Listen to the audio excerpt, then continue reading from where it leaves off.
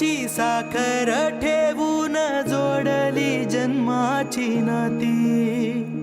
रामाच्या रूपात जपला माणूस मारुती रायाची छाती,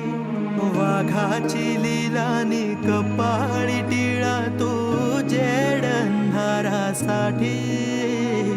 भनक भीतीची नवती भवती आभाळ रे माझ्या पाठी, देऊन किनारा